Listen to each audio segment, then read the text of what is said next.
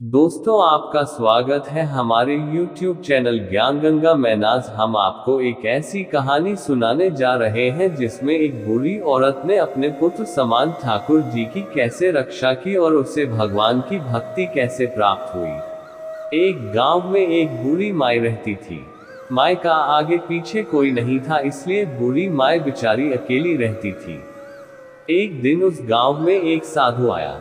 बूढ़ी माई ने साधु का बहुत ही प्रेम पूर्वक आदर सत्कार किया। जब साधु जाने लगा तो बूढ़ी माई ने कहा, महात्मा जी, आप तो ईश्वर के परम भक्त हैं। कृपा करके मुझे ऐसा आशीर्वाद दीजिए जिससे मेरा अकेलापन दूर हो जाए। अकेले रह रह करके उब चुकी हूँ। साधु ने मुस्कुराते हुए अपनी झोली में से बाल गोपाल की एक मूर्ति निकाली और बुढ़िया को देते हुए कहा, माँ, ये लो आपका बालक है, इसका अपने बच्चे की तरह प्रेम पूर्वक लालन पालन करती रहना। बुढ़िया माई बड़े लाड प्यार से ठाकुर जी का लालन पालन करने लगी। एक दिन गांव के कुछ शरारती बच्चों ने देखा कि माई मूर्ति को अपने बच्चे की तरह लाड कर रही है। नटखट बच्चों को माई से हंसी मजाक करने की सूझी। उन्होंने माई से कहा, अरे मैया सुन, आज गांव में जंगल से एक भेड़िया घुस आया है जो छोटे बच्चों को उठाकर ले जाता है और मारकर खा जाता है। तू अपने लाल का ख्याल रखना, कहीं भेड़िया इसे उठाकर ना ले जाए। बुढ़िया माई ने अपने बाल गोपाल को उसी समय कुटिया में विराजमान किया और स्वयं लाठी छड़ी लेकर दरवाजे पर पहरा लगाने के लिए बैठ गई। अपने लाल को भेड़िए से बचाने के लिए बुढ़िया माई भूखी प्यासी दरवाजे पर पहरा देती रही। पहरा देते देते एक दिन बीता, फिर दूसरा, तीसरा, चौथा और पांचवा दिन बीत गया। बुढ़िया माई 5 दिन और 5 रात लगातार बगैर पल के झपकाए भेड़िए से अपने बाल गोपाल की रक्षा के लिए पहरा देती रही। उस भोली भाली मैया का ये भाव देखकर ठाकुर जी का हृदय प्रेम से भर गया। अब ठाकुर जी को मैया के प्रेम का प्रत्यक्ष रूप से आस्वादन करने की इच्छा हुई।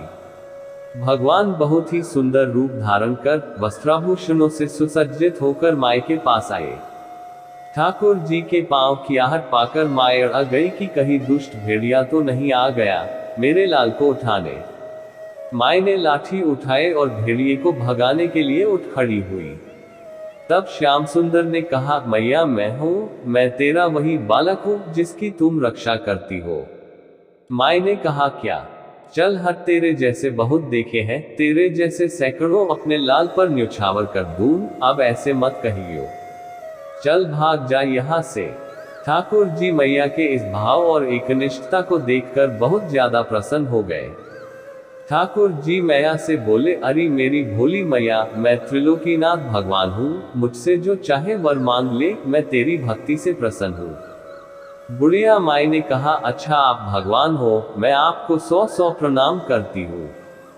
कृपा कर मुझे यह वरदान दीजिए कि मेरे प्राण प्यारे लाल को भेड़िया न ले जाए।